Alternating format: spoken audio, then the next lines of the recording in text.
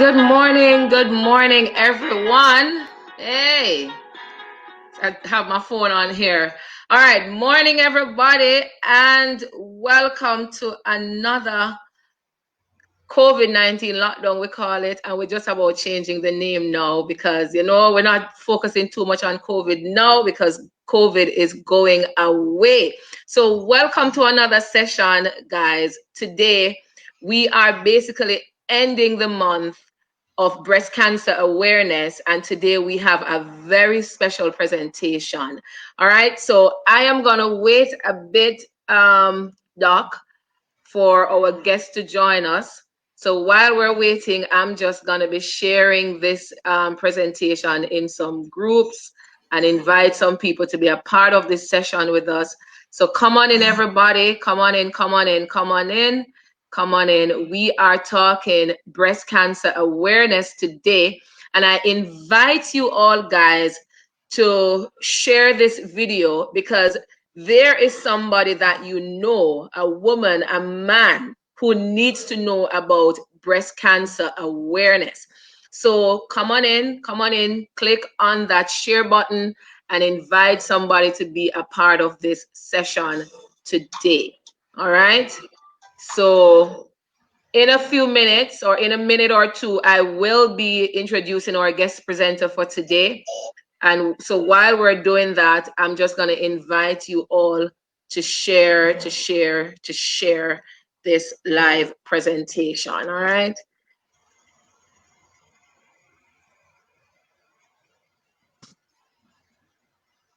All right. So just building an audience here, Doc. So as soon as we get that done, we will move straight into the presentation. Let me share this on my page here.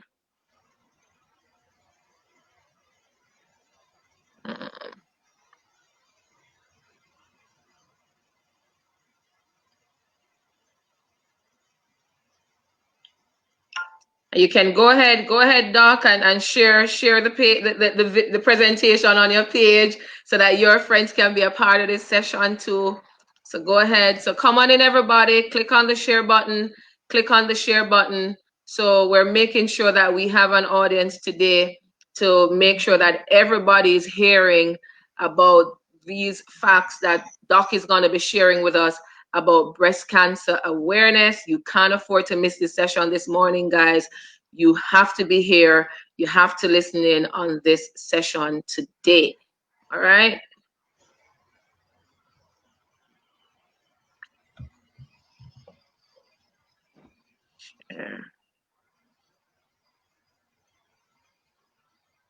All right. So while we're waiting for guests to join us, I'm gonna just introduce to you this morning, guys, a very good friend, a doctor, a Christian, a woman of God, I must say, and we go way back to maybe about 10 or 11, 12 years ago.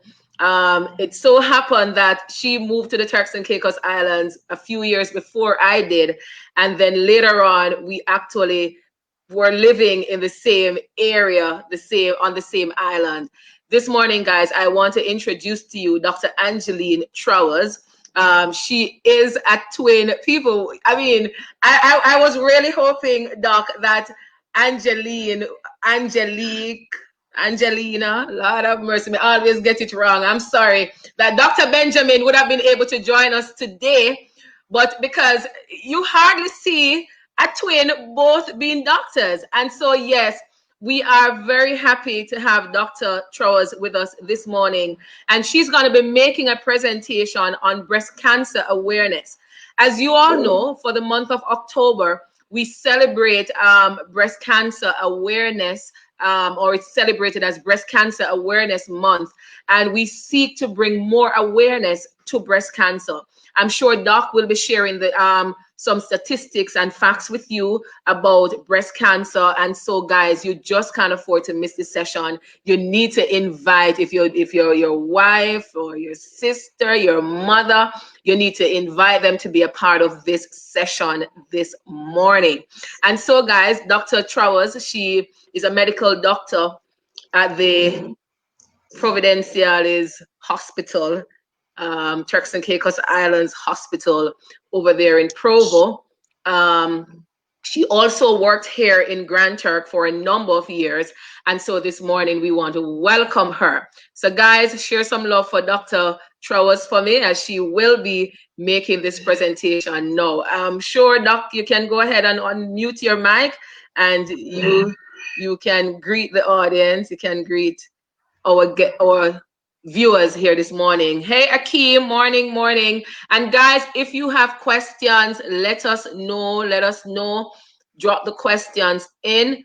Doc will be, of course, making provision for that. Any questions you have about breast cancer, the floor will be open to accommodate those questions also. Welcome, Doc. Thank you very much, Tamara. Can you hear me? Yes, I'm hearing you loud and clear. Okay. Right, I consider it a privilege to be here this morning. Are you getting a feedback? No, I'm not. No Okay. feedback. Yeah. Okay, very good. It's a privilege for me to be afforded this opportunity to present on breast cancer. It is, after all, the month of October. And so I've tried to prepare a very comprehensive presentation so that our guests or those who are joining us can be well informed. And I'm really hoping that it will accomplish what I have set out to do, which is to educate and to increase understanding. So let's just look a little bit at the anatomy of the breast. And you can see here, we can divide it into 4 parts: the upper aspect, the lower aspect. And if you divide it into quarters, you have the upper inner, the upper outer, the lower inner, the lower outer. And the reason why we're even saying this is because a lot of times, cancerous and non-cancerous tumors, they tend to be in the upper outer aspect of the breast. The breast really goes from around the 2nd rib down to the 6th rib, and from the sternum aspect to the mid axillary area. That is, if you were to look at yourself from the side and draw a line in the middle of your side there, that's the mid axillary line. And there's a piece of the breast tissue that goes under the armpit. Okay, the nipple is around the 4th, is located around under the 4th rib. Okay, so here it is. If you look at the picture on the left, the clavicle or the collarbone marks the upper boundary of the breast tissue. The sternum, that's the breastbone. The areola is that dark circle of skin that surrounds the nipple, and we all know the nipple. That is the outlet for milk during breastfeeding. Inside, and you have muscles below the breast, and those muscles are responsible to help us to move our arms. They assist with that. And you can also, if you press deep enough, you can feel the ribs beneath as well. The axillary lymph nodes and the lymphatic system, they are responsible. They are part of the immune system that helps to fight infection, and they also conduct extra fluid inside the body into the bloodstream. Okay, so the axillary lymph nodes, they filter lymph fluid from your breast and help your body to fight infection. You have the fatty tissues that fill the spaces around the breast tissues. Now, the breast is made up of the breast tissue. Effectively, you have the, if you look, I don't know if you can see the arrow. Are you seeing the arrow, Tamara? Can you see me move the arrow? Yes, I'm seeing it. Okay, very good. So it's like a bunch of grapes, right? So here you have, this is a lobe, and here you have lobules. These make breast milk, okay? And you'll have the passageways or the ducts that conduct the milk or the secretions from these, from the lobules, and they meet up, they go into the larger ducts, and they will come go right up to their outlet at the nipple. Just under the areola, there's an enlarging of the ducts. We call that the lactiferous sinus. And so some milk will collect here when you're breastfeeding. And the baby, when you're breastfeeding, will say to you, make sure the baby puts some of the black, that areola, in his mouth. Because as the baby squeezes down on the breast, he will squeeze the milk in this little part here that is enlarged and squeeze it through the nipple into his or her mouth. Okay, so you have around 15 to 25 of these lobes in your breast. It doesn't matter how big your breast is or how small your breast is. Okay, and then these will be the connective tissues that help to support them. Okay. Wow. So that is a quick anatomy of the breast. And the breast is described as a modified sweat gland, but I won't say much on that because just the idea is not so enticing. Wow. So just a side view, you can see the muscle here, you can see the ribs, the rib cage with its muscles. These are the supporting ligaments we spoke about. These are the lobules and the lobes, and they are going along these places. These are the ducts coming under the nipple, right? And you can see a next view of it here, okay? So you get an idea of what we're talking about. This is another picture. I want us to really get it. This one is a pretty one.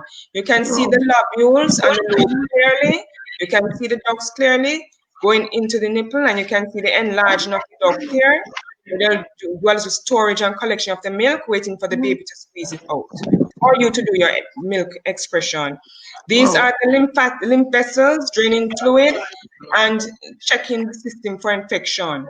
Okay, and the lymph nodes as well. These are the police stations in the body for the same effect. Okay, so here it is. So you can imagine, and why I'm talking about lymph nodes is because it is important in breast cancer. Because the breast cancer can spread along the lymphatic system, infect the nodes, and go along that pathway to infect other places inside the body. Wow. Right? So that's why I'm stressing about this, and why I want to understand the anatomy of the breast, because if you understand the anatomy of the breast, you'll understand what I'm talking about when we talk about where cancers arise from inside the body. What is breast cancer? Breast cancer refers to a number of diseases characterized by the development of abnormal cells. Basically, these cells keep dividing, multiplying uncontrollably, and they have the ability to infiltrate and destroy normal body tissues. So you do have tumors. They just as how the cancer cells will divide and divide uncontrollably, you do have other benign tumors, because they can do the same thing, but they do not infiltrate and destroy normal tissue. They can compress or press on it. They're not going to invade the other tissues or invade other organs inside the body. Right. So cancer is the second leading cause of death in the world. The first cause will be cardiovascular diseases associated with the heart and the blood vessels. And breast cancer is the second commonest cancer, secondary to skin cancer. Wow. Right? So basically, that's what breast cancer is. Let's look. 1 million new cases in the world each year. Okay? And it comprises 18% of all women's cancers. Basically, 1 in 8 women in the United States will have breast cancer. And there's a 3% chance of breast cancer, which will cause death. Wow. Even the men are affected too, so they're not out of the woods. Once you have breast, you can have cancer, but men do not have as much breast tissue as women, so they are less likely to have it, but they can have it, especially if they have a strong family history or genetic mutations that will give them that increased risk. So about 2,000 new cases of invasive breast cancer are diagnosed in men per year. So look at it, 2,000 cases in men per year and 1 million new cases in women per year. So you can see that by far breast cancer is really in women. Right, right. Okay, and get breast cancer treatment, of course, because of the mere fact that you have a lot of people having breast cancer, it's going to add to the economic burden on our country. Right. What about the Turks and Caicos Islands? We don't really have a cancer registry, but I did ask a reliable source, and basically we have an incidence of about 2 persons per month. What? Oh, is that really? What? Right. So yes, we do have an incidence round or about of 1 to 2 persons per month being diagnosed Wow. with breast cancer. Not dying from breast cancer, being diagnosed. But being Okay. diagnosed. Right, not Wow. dying, but being diagnosed. All Mm-hmm. right. That was the rough estimate I was given. Over Mm-hmm. 75% of women who are diagnosed with breast cancer would be 50 years old Mm-hmm. or older. And if you live to be elderly, it will be you'll have a very high percentage of persons with breast cancer, women. Right. Most persons can, when we say breast cancer survival or we say you have breast cancer cure, we're talking about 5-year survival. And if you start early, you can live a fairly long time. So So this are is a you saying that what the survival rate when you detect you have approximately 5 years to live after it's been cured? Is that what you're saying there, Doc? the earlier you catch it, the better in terms Mm-hmm. of longevity. Wow. Wow. All right. Death rates are decreasing since 1990, and this is Mm-hmm. because of advances in treatment, earlier detection through screening, and increased awareness. And of Mm-hmm. course, this presentation and your program, thank you, Tamara, is Yes. geared to effect increased awareness of breast Yes. cancer. So Mm-hmm. you're doing your It's part, Tamara. You're you doing know your part. Thank you so much, Doc. But it's funny. Last week I had not doctor, Mrs. Kirkland, Dr. Kirkland's wife from Portland, talking about doing your mammograms early. And she said actually a lot of women come into the doctor's office. The lumps are in the breast, and the women are saying, "We didn't realize there was a lump in the breast." Okay, Tamara, let me just continue. You just reminded me of something. So at Yes, some point, I'm just going to disappear for 1 second to yes. collect something to show something to the audience. Okay? All right. So Awesome. the Awesome. incidence and mortality of breast cancer, you'll find that in terms of race, white women, then African Americans, and it goes on like that, as you Mm-hmm. can see. Okay?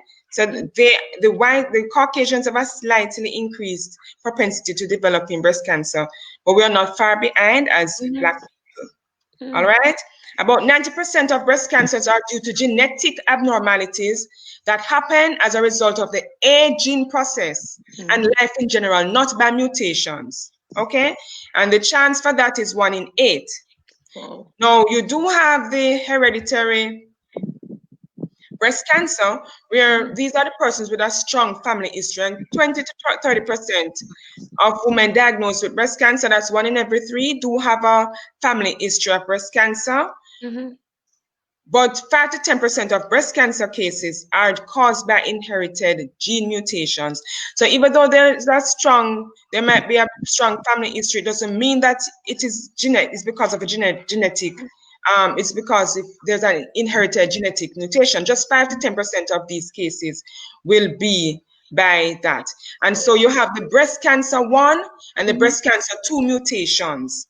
Now let me explain what this is. All of us have breast cancer 1 and breast cancer 2 genes. Mm-hmm. And what these do, they suppress tumor growth in our breast. Mm-hmm. But if there's a mutation, okay, someone has rescued me. Thank you very much. But there's a mutation. If there's a mutation of these genes, then they won't suppress the growth of cancer, and you're at increased risk for cancer to form. So Wow. that while in the general population, there's a 12% chance of getting breast cancer, Mm-hmm. lifetime breast cancer risk. When you have the breast cancer 1 gene mutation, there's a 65% Mm-hmm. chance, and you will present earlier around 43 years of age, Mm-hmm. compared to 12% would present at around 61 years of age. If Wow. you have BRCA2 gene, that's the breast cancer 2 gene, BRCA, then you have a 45% chance of developing lifetime breast cancer risk, and you will present around age 41 years. So these are very important to note. Mm.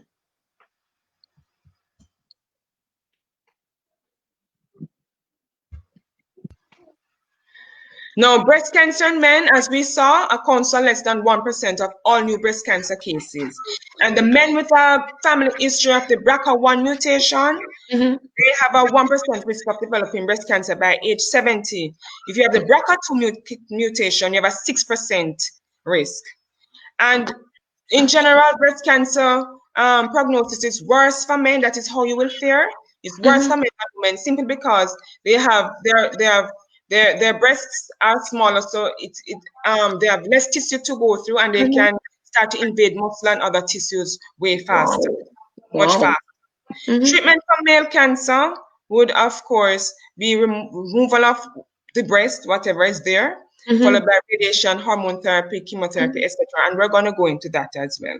Now, how do we classify breast cancer? We classify breast cancer by the type, the grade, the stage, and the hormone receptor status as well. All right? The type refers to where is it that the cancer has started. So you have the ductal, meaning that the cancer started in the milk ducts. You have the lobular, meaning that the cancer started in the milk-producing glands. And you have and for each of these, you have two types. You have the in situ and the invasive. In situ means that it is inside the duct or inside the lobule. It has not spread beyond those points. Invasive means it has spread beyond those points into nearby tissues. Okay? So here's a little picture we can see more. This is the in situ. It is inside the duct. It is inside the lobule. But once it begins to come outside the duct or outside the lobule, it is invasive. One in 5 new breast cancer cases will be the duct cancer in situ, right? It's pre-invasive, it's breast cancer. If you can catch it at this stage, it will be wonderful, right? Then you have the invasive ductal carcinoma. This type, and this is the most common type of breast cancer, and as it says, it is invasive.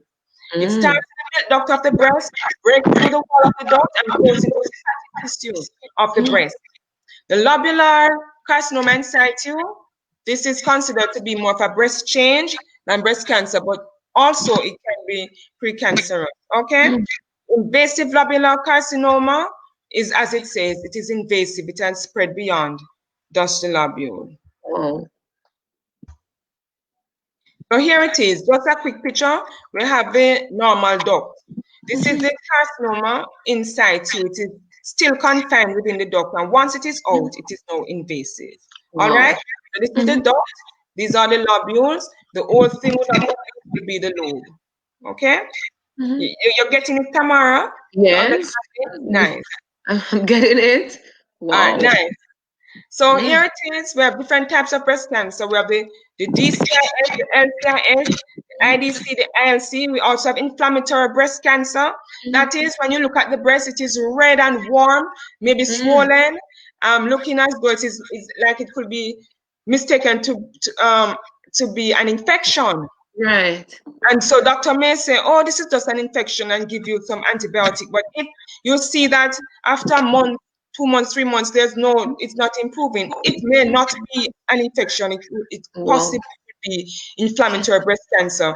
And that one tends to be spread quickly and can be pretty invasive. All right? You have the recurrent and metastatic cancer. That's the one that has spread and involved various places inside the body. You do also have the cancer of the breast skin, the skin of the breast, that is. Right? But these are rare. The most common would be the ductal and the lobular, with the ductal most, account for the majority. You do also have cancer of the surrounding tissues of the lobes and the ducts, but that one also is less common. It's rare. All right, as I said, IDC accounts for 80% of all breast cancers. All right. Grading. Grading is a way to describe the look of the cancer cell when compared with healthy cells. So grade 1, they look basically like healthy cells. They're not growing too fast. Grade 3 would be that, man, these things really don't look like regular cells and they're growing quickly. And grade 2 would be in between grade 1 and grade 3. Staging will refer to how far it has spread from the breast to the other parts of the body. And it is divided into 5 stages. And also, you'll see that staging will take into consideration the tumor size, the size of the cancer, the lymph nodes that are involved, and if it has spread to other parts of the body beyond the breast. Right. And basically, early stage cancer would involve stage 0, 1, 2, and 3A. Okay? And then later stage cancers will be stage 3B and 4. Mm-hmm. Cancer that has spread beyond the breast and the lymph nodes under the arm. That Wow. would be the stage, the later stage. Once it has spread So beyond when you get to stage 4, doc, I mean that's the last stage that you could get to. I mean, what are you going to be discussing? What are your chances of surviving at each of these stages? Yes, Okay. we're going to go into that. Okay. So this is it. Stage 0, you just have the in situ. Stage 1, the cancer is tiny, less than 2 millimeters, 2 centimeters. The cancer is small, it is only in the breast, or it is just in the lymph nodes, very tiny. Okay? Stage 2, it is larger than in stage 1, and it may be found in a few nearby lymph nodes. By stage 3, the cancer is larger than what it is in stage 2. So we're seeing that this size is getting larger and larger. And it has spread to just a few lymph nodes close to the breast. If you're having inflammatory breast cancer, it is already stage 3.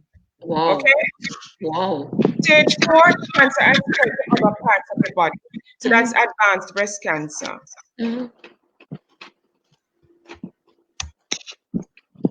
Here it is now.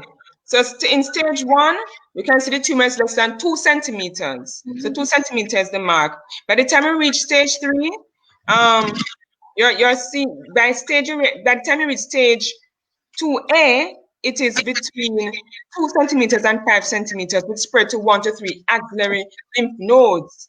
Or the tumor more than 5 centimeters with no spread to the axillary lymph nodes. So you can see that the tumor size is playing a role here, where it is in terms of the nodes. And by the time you reach stage 4, well, spread of cancer to other parts of the body, that's metastatic.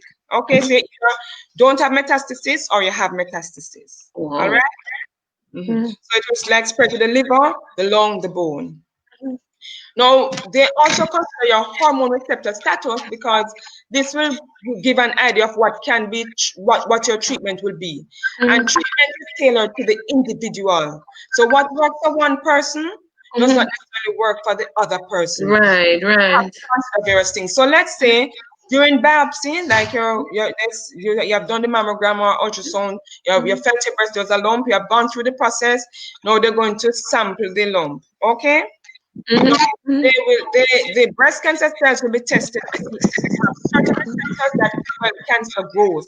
And the main 3 things are these.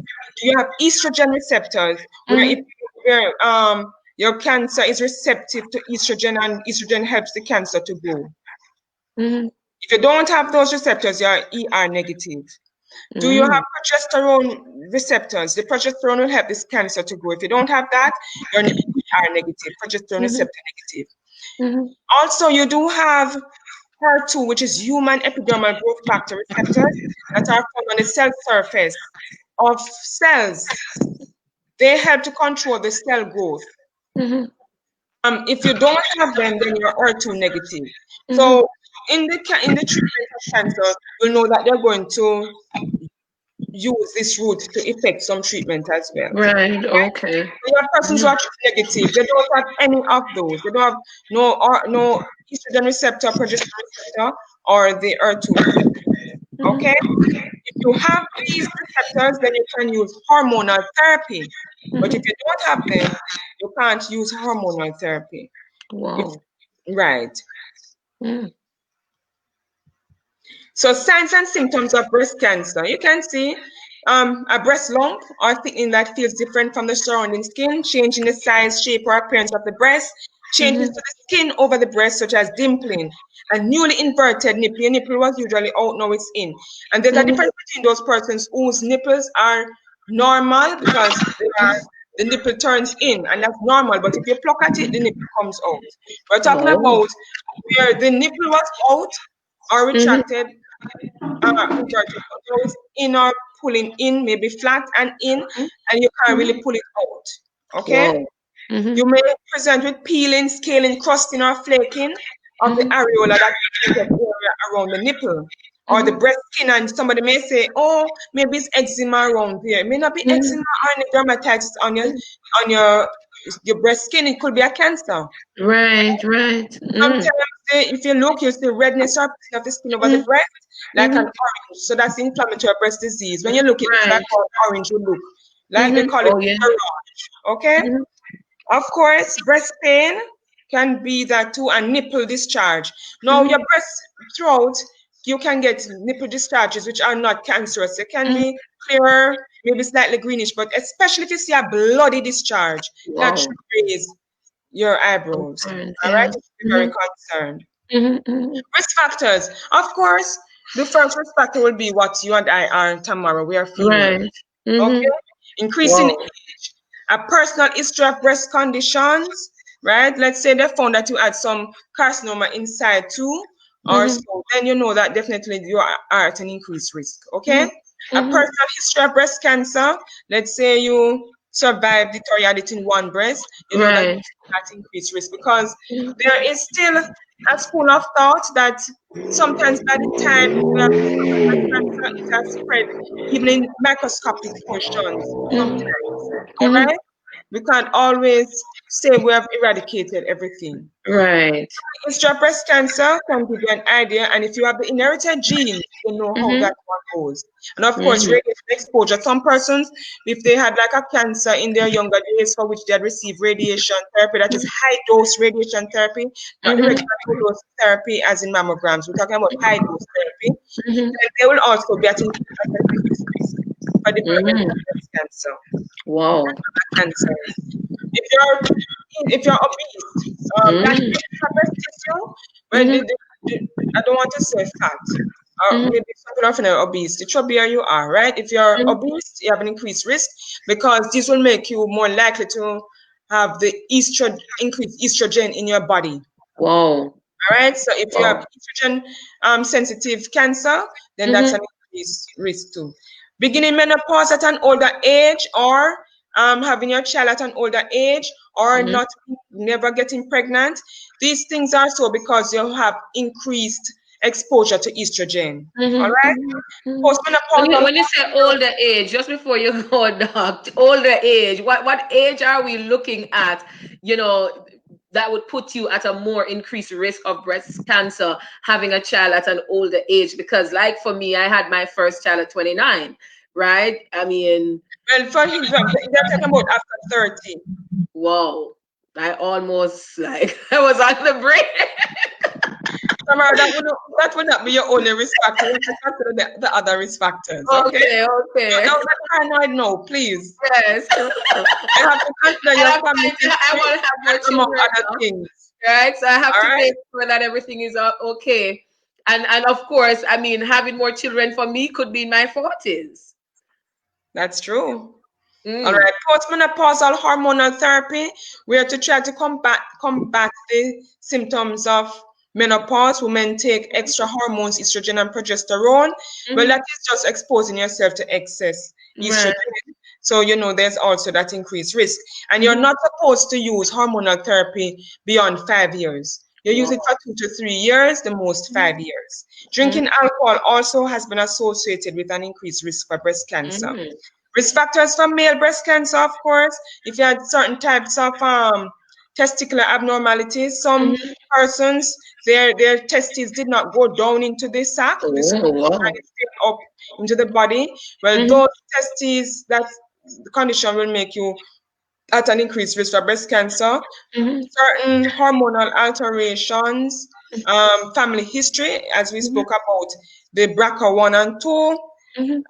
Sometimes if you had severe breast trauma, radiation, exposure to high dose radiation, older age, and men who are of Jewish descent. Okay?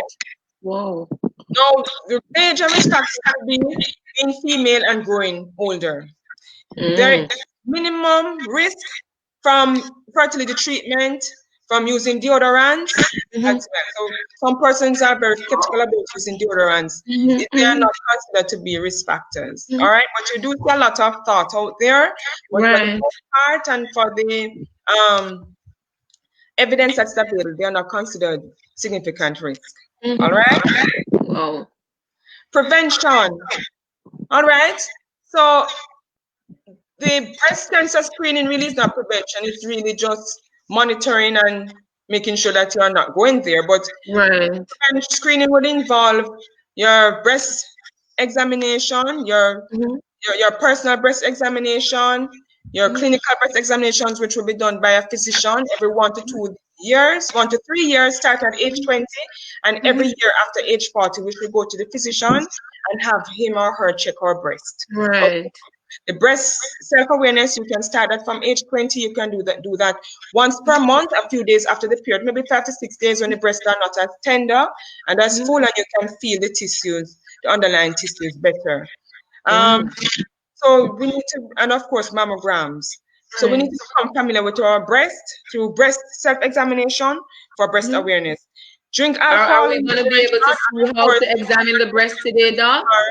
Pardon? Pardon? I was checking to see if you will be able to do a demonstration as to how we are to examine the breast today. I was going to move away for a few minutes. Right, I was great. going to go for this. I don't know if you can see it. Can you see it? Oh yes, we're seeing it. Right, this is my little top of our breast to just demonstrate breast examination. So my family member was so kind to pick up that I was speaking about this prop here. Wow. And got it for me. Limit postmenopausal hormonal therapy, exercise, eat well, maintain a healthy weight, and of course, that those will be ways. And in everything, Tamara, you'll always find that healthy lifestyle comes up. Wow. Healthy lifestyle. Okay? Now, breast cancer risk reduction for women with high risk. Sometimes they may put you on medications like tamoxifen, which is a hormonal therapy to try to decrease your risk. Some people just say, you know what, since the breast is a problem, let me just get rid of the two of them. I'm going to cut off my breast to prevent me from developing breast cancer because my risk for breast cancer is high. So some persons also do that. Okay. I think Angelina Jolie, I think that's her name, an actress. Yes. She did something like that a few years ago. Yes. I think so too. Yeah. Diagnosing breast cancer. Well, breast exam.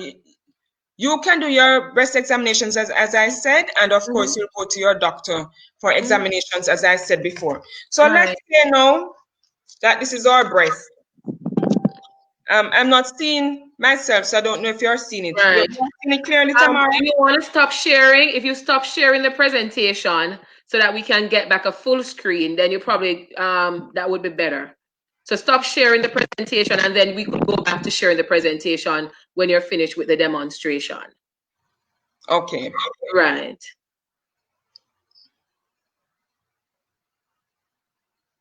All right, let me stop. Okay. Or maybe I should do this after the presentation. Stop sharing. Well, that's fine. I'm going to remove the presentation so it gives us a full screen. So yeah. So there we have a full screen. Are you seeing yourself now? No. Still not? Oh, so I need to stop sharing. Okay. Back to, and I will need to come out of the presentation. Right. And then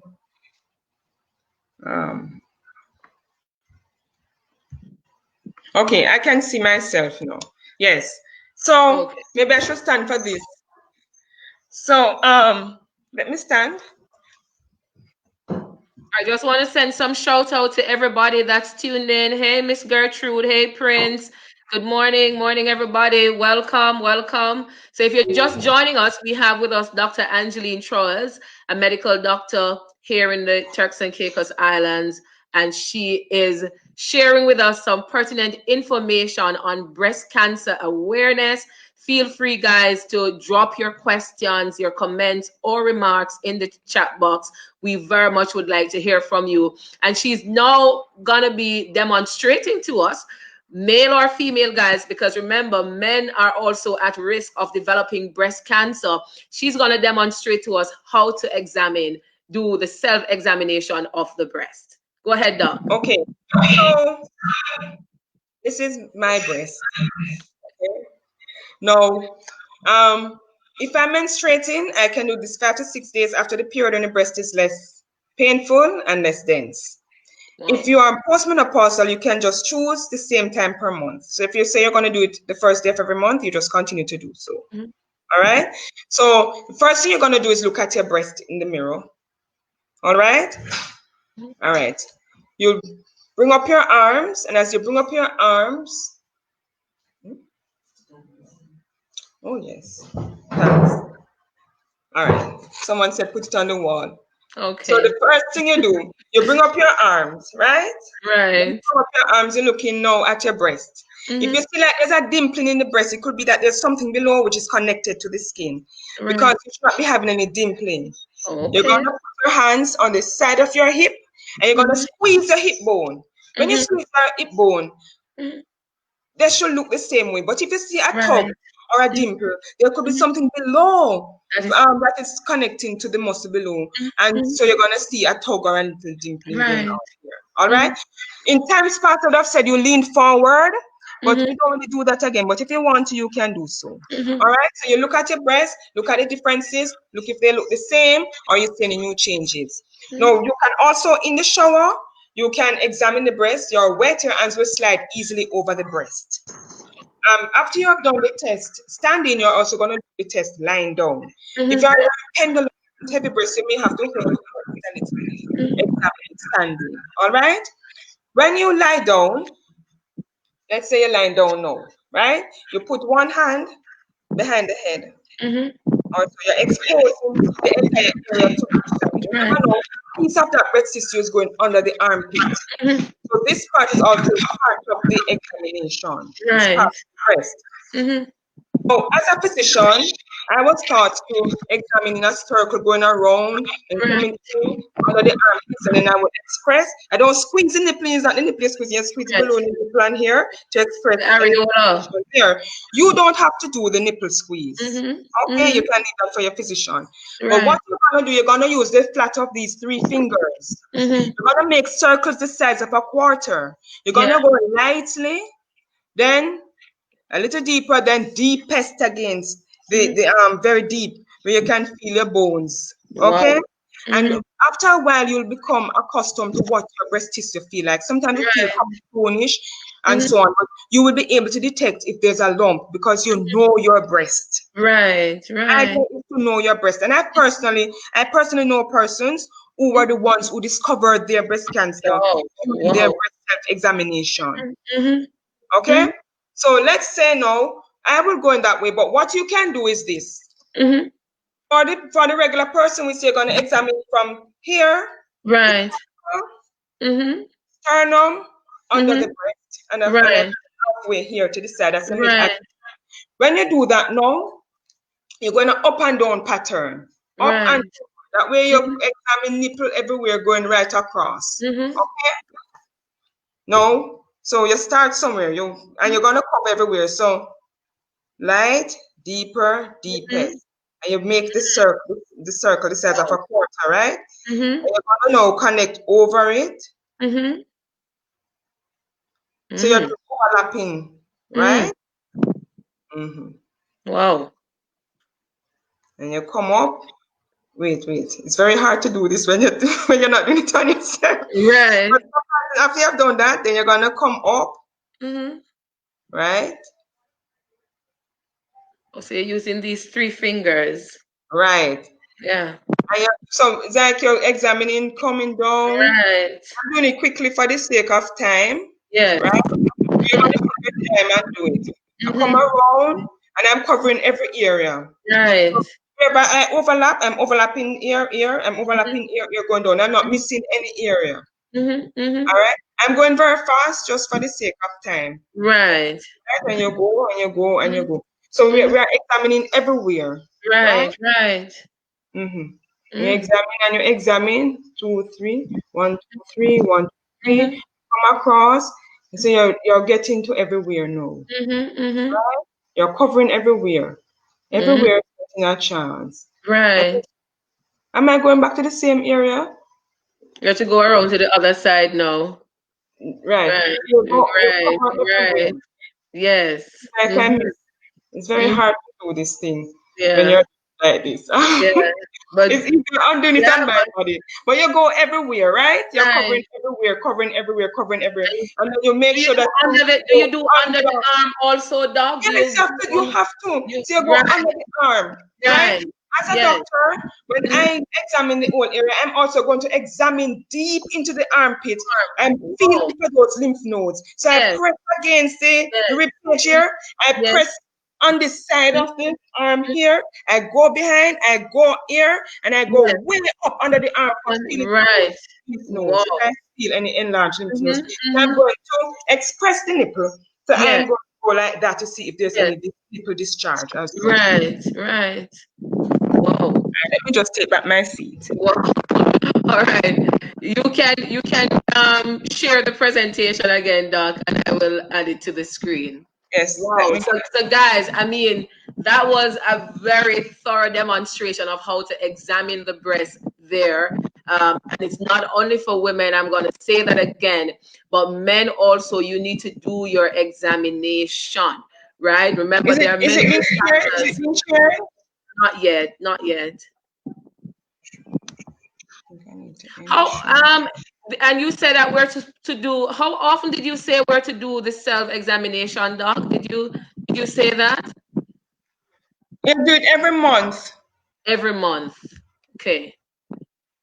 So it's once per month, guys. And I did put there 5 to 6 days, 5 to 6 days after the period when the breast is less dense. That's the best time to do it for your monthly examination. All right, let me add it to the stream. All right. So we did breast examinations. Now mammograms. Mammogram is an X-ray of the breast. It's very, very low dose. All right, radiation. Some persons are very skeptical, but it's low dose. And you can see in the picture here, they have 2 plates. So they put you very, very close to the machine, and they put your breast on a plate. Then they're going to bring down another plate on your breast to sandwich your breast. Sometimes you feel like the machine actually pulls you in. The mammogram. It can be uncomfortable. But all right. It is worth it to get it. Mrs. Kirkland, when she made the presentation last week, she actually mentioned that the machines that they use now, because she actually said just a few weeks ago before she came on, she did hers, and she said she barely felt it. Right. It's getting better. Yes, it has gotten better. It has gotten better. Right. Do we have, can it be done here? Do we have anywhere here in the Turks and Caicos Islands? It is available only one place. That's at the hospital in Povidenciales. The Coburn Town Medical Center in Grand Turk would not have. Right. Now, according to America, the American Cancer Association, in years past, they would say that once you pass, you're 40 years or older, you begin to do your mammograms, and you do it every year. The thought is a little different now, because what's happening is that you find a lot of things that are saying it's cancer, and sometimes it's not cancer, or you find a cancer that would not have been significant anyway, right? But then for the lives that are saved, it is worth doing the screening, because the screening mammogram does save lives by detecting early cancer. Right. So now they're saying around 45, you can start your screening mammogram if you do not have a risk factor. But somewhere between 40 and 50, you get one done, and you can do it every 1 or 2 years until you're 75 years of age. In the UK, they start at around 50 years of age up to 70 years, and then every 3 years. So the screening schedule varies from country to country. Wow. Now look at it. If you look at this is just to show the importance of mammogram and self-breast examination. If you look at these, right, the same thing is represented on this side. This would be, and these are not actually to scale, they're just to show you the difference. You'll have to get a very big lump. The lump will have to be big enough for you to just press your breast every now and again.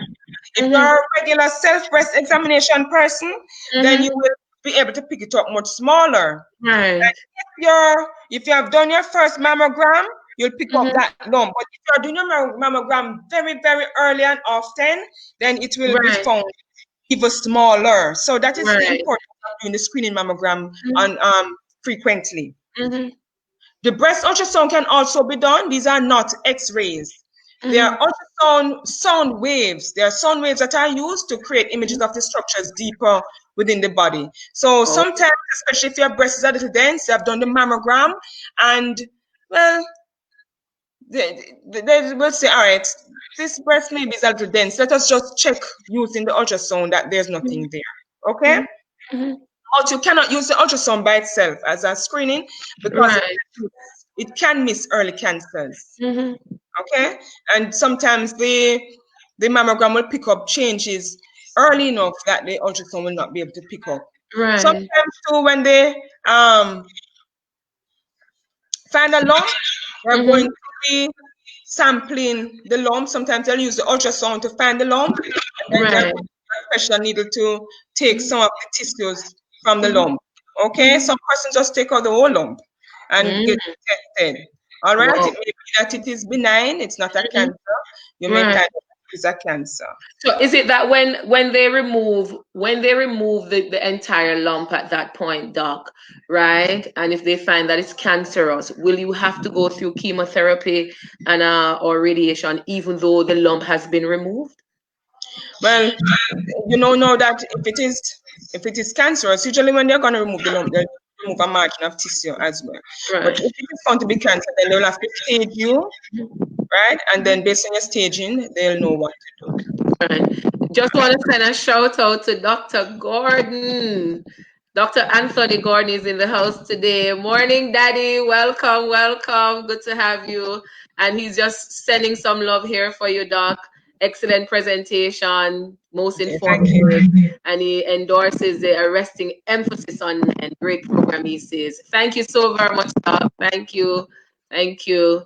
And Alma is saying blessings and good morning to us also. Morning, Alma. Morning. Sometimes, okay, Go ahead, Doc. thanks. Sometimes too, they'll use the MRI, the magnetic resonance imaging, where they use magnetic, right. No, this is used especially where you have like persons who are very young, they have increased risk. Their breasts are going to be dense, so mammograms may not work so well. The reason why you use mammograms in the older age group is because by the time you're 40, your breasts are not as dense. So the X-rays can go through and see better. But if you're early, let's say you're 35, 30, you have a very strong family history, so they want to start to screen you earlier, they may have to use the MRI to do this. All right? Where magnets are used, it is not radiation. Wow. The staging is done, as I said, based on what the examinations will find, and they're also going to consider if they find that you have cancer, they'll be doing blood tests to see your complete blood count. They'll be looking to see if you have tumor markers. The tumor markers like your CA125, your CEA, those words you'll know if you have cancer. Well, I rebuke it, right? But if you have those, then they'll use those to monitor treatment. Okay. The blood count will see if you're going to use chemotherapy, how the bone marrow is keeping up, how the blood system is keeping up. Are you getting anemic? Are you losing your white blood cells, which are right? The mammograms also. Mammogram of the other breast to look for signs of cancer. The breast MRI, as I said, bone scans to see if that's spread to the bone. You use computer tomography, the CT, which is a type of X-ray, higher doses, much higher dose than a regular chest X-ray or so. But they can tissues very well, and they can be used to see if you have spread inside the body. So likely they'll do a CT CT of the chest, abdomen, and pelvis to see if you have cancer spread. Right. The PET scan is also done, but it's not done here. So they stage the cancer, as we said, based on the tumor size, the department, and whether or not it has spread. Now, if you are caught in stage 0, you have a 100% chance of surviving. And when we say survival, we're talking about 5-year survival. Right. If you caught it in stage 1, If it's less than 2 centimeters, it's not yet spread to the lymph node, you have a 100% chance of living for 5 years. Wow. If you have caught in stage 2, where it is from 5 centimeters down to 2 centimeters, the lymph nodes may be affected. You have an 87% chance of seeing 5 years. If you are caught at stage 3, where it is bigger than 5 centimeters, that is bigger than 2 inches now, it's confined to the breast, it's not outside of the breast, you have a 61% chance of living to see 5 years. But if once it has spread, your chances go down to 20%. Wow. Wow. Okay, so the earlier it is caught, the better. And that is the message here. All right. So this is, and even for men, they're a little bit different, but not too far off. If they're stage 4, they're 24% likely to see 5 years. Right. They're less in stage 3, they are 52, while we would be 72. For the next stage, there will be 93, there'll be 84. Next, by stage 1 and stage 0, we basically are the same. Okay. Wow. Treatment. The treatment, you can have local therapy, that is, it's at the site of the problem. And you can have systemic, where it is you're giving things to the bloodstream to affect the body. Okay? Yeah. So these are them.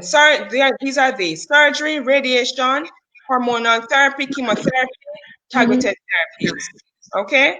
Now, what's that last one? I didn't get that last one, Doc. What was that last one? Targeted therapy. I'll explain just a little, because I'm just going to go through them. All right. Okay? All right. Yes. Now, when surgery is basically removal of the breast. You can remove removal. That is it. Surgery is removal. Are you going to remove just the breast cancer, like you're just going to take out the lump with a margin there? Are you going to be taking out? Right. If you're going to just be taking out the lump, that's a lumpectomy. Right? When you hear ectomy, it's removal of. So lumpectomy is removal of the lump. Okay? Right. So you can do a breast conserving surgery, or you can do wide local excision, but you remove the small margin of breast tissue. And sometimes when you remove the lump, then they're going to give you some chemotherapy as well, some radiation, just to make sure that nothing is left. All right? Are you going to remove the entire breast? No, in times past, they will remove the breast, the lymph node, no. But that is very rare now. Now they're just going to be removing the whole breast with some lymph nodes. Right. Or they will try to spare the skin so that they can put some inserts. Sometimes they try to spare the nipple too, so that when they're reconstructing the breast, it can look as normal as possible. Even for lumpectomy, they may do a sentinel node biopsy. That is, they inject a certain dye, and they will look for the first node that it goes to. So they take out the lump and they look for that first node. For they want to remove that node to see if the cancer has gone to it as well. Okay? Sometimes too, if the cancer is found in that first node, then they're going to go back to remove additional nodes. Okay? And some persons, as I said, they choose to remove both breasts based on their genetic risk, family history, and so on. Radiation therapy, in this one, they're going to put high-dose radiation beams across the breast to kill the breast tissue, but it can, of course, affect the skin as well. Wow. All right? Sometimes they may do the external beam radiation after a lumpectomy as well. Sometimes instead of doing the beam focusing from the outside onto the breast, sometimes you're going to put small little particles that are radiated, small radiation particles inside the breast itself, where the lump would be, to decrease the risk of developing further breast cancer recurrence. Okay? Chemotherapy, when you take chemicals, you can take these chemicals whether through the vein as a drip, or you can get it by mouth as tablets. Okay. Therapy, where after they have done the surgery, then you get the chemotherapy to try to kill off the other cells that they did not catch. You have the neoadjuvant therapy, where they give it before the surgery, sometimes to shrink a tumor, and so that they can do the surgery. Okay? Wow. So they may not, you may not have any it does not lend to increase survival, but it does help in terms of getting out the cancer as much as possible, and also aesthetics, right? How it will look. You have chemotherapy for advanced cancer. So if it is already spread, then you're gonna get chemotherapy. All right. Wow. Hormonal therapy, as we said, if you have ER receptors or progesterone receptors or the HER2 receptors, then they're going to give you things that will bind to these receptors to prevent the estrogen from binding to these cancer cells to help them to grow, or sometimes they will get rid of the estrogen receptors themselves, and sometimes too, they will stop the estrogen production. All right. Sometimes too, they'll encourage you to remove the ovary as well, because the ovaries help with the production of these hormones, right? Now, breast cancer targeted therapy, you want to block a certain hormone. So you may want to block the HER2 receptors, right? But let's say you're HER2 receptor negative, PR negative, right. ER negative, then there's also a therapy we call immunotherapy, where they use antibodies to try and fight the cancer. Okay. Sometimes too, you have what we call palliative care, where you do specialized care in terms of helping them to be comfortable, pain relief, helping with the nauseousness, because sometimes when people do chemotherapy, they can be weak and nauseous. At increased risk for infections and so forth. So you may need to give them something to stop the vomiting. If they're in pain, you may give them pain. Okay? So some persons will come up and say they find this bush that cure breast cancer. I can't tell you about that. All right?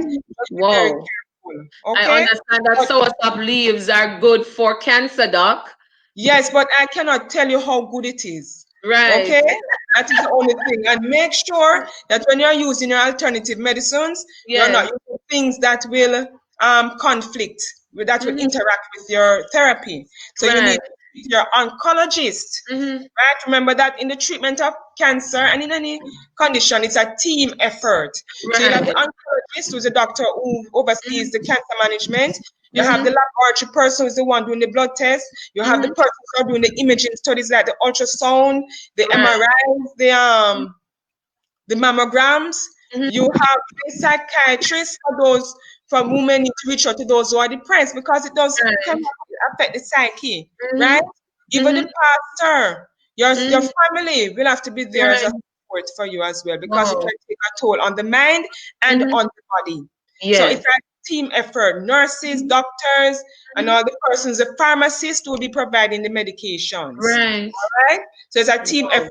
And here in the Turks and Caicos, even NHIP, okay, is a team player as well. Whoa. Monitoring, of course, is a team effort. As I said, you may have to be doing repeated mammograms, ultrasounds, CT scans, MRIs, because they'll want to be monitoring how you are responding to therapy. You'll be doing your blood test to see how your bone marrow is holding up. Are you getting an infection? They'll look at the tumor markers to see if, because usually when you have cancer, the tumor markers are high. So if the tumor markers are going down, then that's a sign that you're responding to therapy. Now, if the tumor markers start to go back up, or is it that the management is ineffective? Okay. So when someone comes with breast cancer, it is affecting them in many ways. Some persons are going to be facing lots of job and financial hardships, change in sexuality and how you see yourself, especially if you're going to be losing the breast.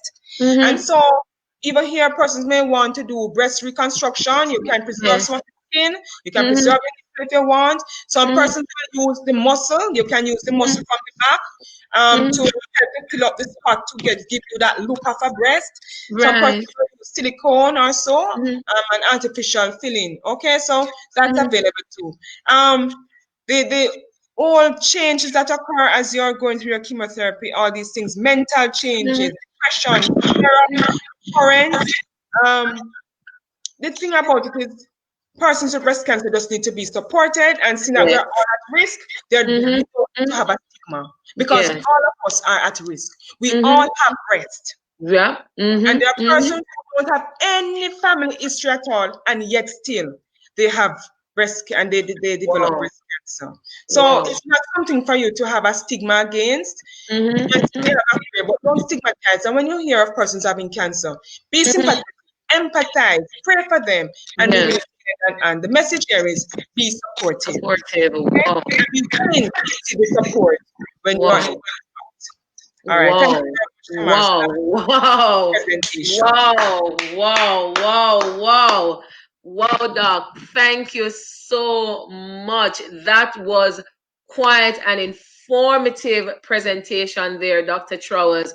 We are so grateful for the information that you shared with us this morning. Guys, we want for you to just share some love, drop some questions or comments in the chat box for Dr. Trowers. You know, we really, really do appreciate you sharing with us this morning, Doc.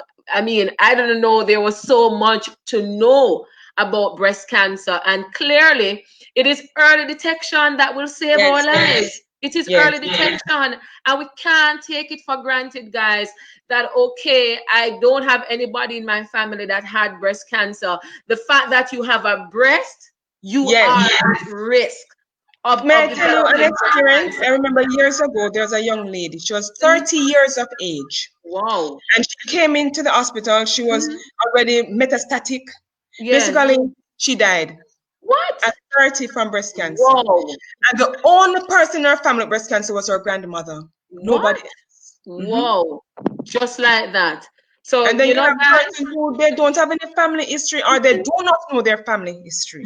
that is Don't know it. the That history. is it. And yet still they're presenting with breast cancer. Now, if you, based on the risk, if you have that family history, you can always go into your physician. They can arrange for you to be tested to see if genetic testing and so forth to see if you are at risk. And basically, you will need to start your screening a little earlier. Okay, Yeah, right, right. earlier than the earliest age of the Mm-hmm. family member who have had breast cancer. Mm-hmm. So even though Wow. your family history is very important.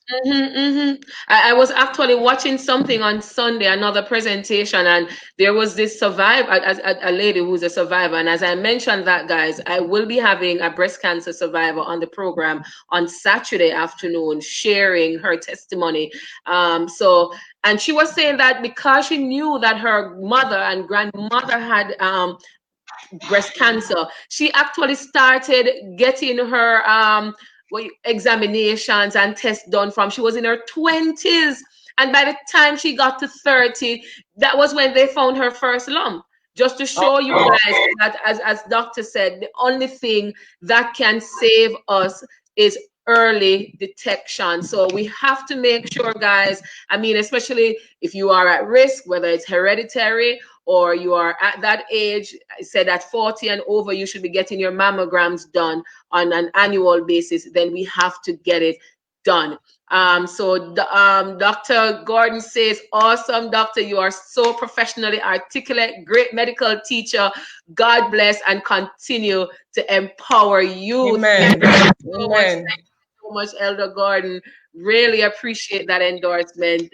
You can respond. Go ahead and respond, Doc. Thank you very much. Thank you for the prayer. May God continue to bless me. May God continue to bless all of you. Amen, amen, amen. So, Doc, is there anything that you wanted to say before you go? Because we're going to wrap up this session. Yes. I'm not seeing any questions coming in. So, guys, if you have questions, now is the time for you to drop the questions. Now is the time to ask those questions. If you have any concerns, make sure that you ask them now. But before you wrap up, Doctor, as I mentioned earlier, we see that a lot of women, it's when they're in the final stage, or the third or the fourth stage, that they're discovering that they have breast cancer. Can you shed some light on why that is so, and what encouragement can you give?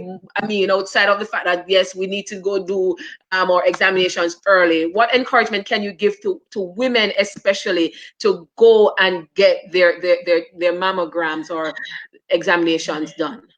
As I said, Tamara, and really, as a woman, let me be honest, it's Yes. fear. Yes. Sometimes it's fear. Okay, because sometimes you hear stories. Some people say, man, that mammogram is radiation, you know, so it can cause risk too. Sometimes some persons come and say it's very, very painful to do that mammogram. But as I said, it's getting better. I know you can do it without much discomfort, right? Some persons prefer not to know. They're ostriches.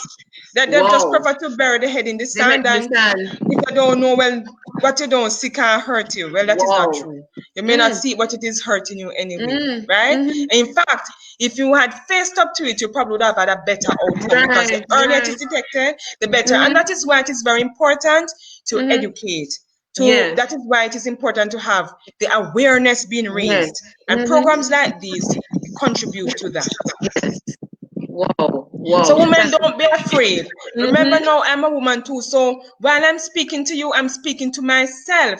I need to be doing my breast self-examinations. And even though I'm a physician and I know how to do the breast, I probably need to go to a physician to examine it too. But right. But and of course, I need to be doing my mammograms. I won't tell you how old I am, but I will know my schedule. And my doctor. So each of you need to be getting your follow-up. Your follow-up with your family practice physician. Your family doctor is key. He will help you not only with your screening, but your pap smears. Pap smears to be done for screening for cervical cancer. Your annual medicals, looking at your risk for diabetes, hypertension, all these other conditions. Remember, you're a whole person, not just the breast, not just the cervix, not just your head. It's all of you, right? And the family doctor is to put it all together and monitor everywhere, every part. Wow. If you have not gone to the doctor, it's time to go. Don't worry about the money. It will be well spent. But you know, Doc, I think, and you mentioned the fear factor there just now. I think a lot of us, we are just fearful of the doctor. Like people just afraid of doctor. Doc, yes, because you go to the doctor, they're just going to tell you that something is wrong with you. That is why you go to your family practice, because there may be nothing wrong with you. You're just doing your regular routine checkup, and that's it. Definitely, if there's a problem now, you'll be sending you on to the specialist or somebody else. But don't be afraid of your family doctor. That's the person you want to be going to. Wow. And somebody mentioned too, you know, stick to one doctor. You know, don't be going to doctor all over the place. Yes, it's good to stick to one. You develop that rapport, doctor gets to know you, you get to know your doctor. They can offer support in many ways, not just for the medical part, but in other ways too. Also, if you're gonna be, let's say you're gonna move to somewhere else, make sure you carry your medical record with you. Because you don't want, we call it combination style.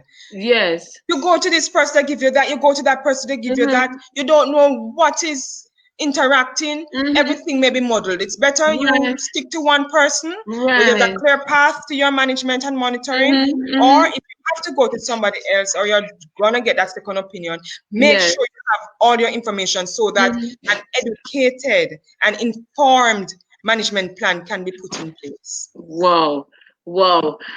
Thank you, doctor. Another thing, self-diagnosis. I mean, should we self-diagnose, doc? Because I mean, with the internet and Google and all of those things around now, a lot of people, they just jump, you know, I'm having a scratch. Let me jump on Google. My head is scratching. You know, let me find out what's going on. Tamara, let's say you feel a lump in the breast. Your diagnosis will be lump in the breast.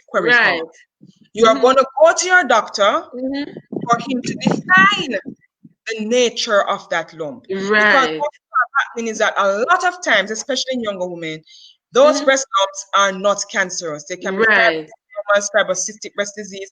Not every lump is a breast cancer. Right? Sometimes breast cancer lumps are painless too. If they can be painful. Sometimes you have a painful lump, it's a fibrocystic disease. Sometimes the breast gets tender as the period approaches. So if you find a lump in the breast because you have been doing your regular breast self-examination, do not diagnose cancer, just diagnose lump. Wow, guys. Doc, thank you so much again. We really do appreciate you coming and sharing this morning. And guys, we are asking you please to share this presentation, right? Invite somebody to view the presentation even after we are gone from here this morning. And I'm sure Doc will be, willing and happy to take a question from you via her inbox. Doc is on Facebook, and Doc will tell you I'm not big on Facebook, but I'm sure, guys, if you look her up, you will be able to find her and send her a personal message if you do not want to ask your questions here. She's at the Cheshire. Say that word for me, doctor. The name of the hospital in Provo. Tamara, please. I work in the emergency room, so please don't be sending patients to me. Please encourage patients to go to their family doctor. The family doctor. Okay? We don't have family doctor here in Turks. Yes, you have a family practice in each of the hospitals. You have a family practice in each of the hospitals. Here? Yes. Really? You have specialist clinic, you have a family practice, you have the specialist clinics, yes, and you have the emergency department. Okay, so doctor is in emergency, so don't go to emergency asking for doc, guys, please, as doc said. But of course, if you need to go to the hospital, family practitioner can be at the hospital, they can be at the family practice, but make sure you're getting your follow-up. Love yourself. The Lord says that, it's a commandment to love ourselves. The Lord says that we love each other as we love ourselves. We're commanded to love ourselves. We're commanded to love others. Wow. And of course, above all, love God with everything you are. Amen. Thank you, Doc. So give your final words, and then we're going to be out of here, Doc. All right, my final word, I've just said it. Love ourselves enough to check. Just check on me, and you check on you. Amen. Amen. Doc, thank you so much again. Really do appreciate you being here, as I said before, and just want to wish you all the best, with your career, your medical career. And, of course, we miss you here in Grand Turks. Of course, when you come again, I'll get to see you and give Gian a kiss for me. Of course, Amiel is missing her too. So I think when they see each other, they're gonna look at each other like, "Oh, you have grown so much! I can't believe you have grown so much!" Yeah, man. But all the best to you, all the best, and we will talk off air. God bless you, Doc. Say it likewise. All right. Take care. Bye-bye. All right, everybody. We're going to end this session here. Thank you so much for joining us this morning. Really do appreciate your company. Again, guys, if you have any questions, feel free to drop it in the chat area. I can always pass them on to Dr. Franklin, rather. I'm sorry, Dr. Franklin. She would be more than happy to answer your questions off air as best as she can. So much blessings, much love to you all. Thank you so much, Alma. Dr. Gordon, thank you so much for being with us this morning. Really appreciate you all being here. And guys, don't forget, this is information that you want to share with everyone. Click on the share button, share, and, remember, self-love. Love yourself. Love yourself enough to go and make sure you get your examinations done, because early detection is what will save your life, and that is what will save your breasts. You want to save your life, you want to save those breasts. So make sure, as we wind down to the end of this Breast Cancer Awareness Month, make sure, guys, that you get your examinations done so that we can save our lives. So with that being said, peace. I am out. You have a wonderful day, and I'll see you tomorrow for another live session. God bless you all. Bye, everybody.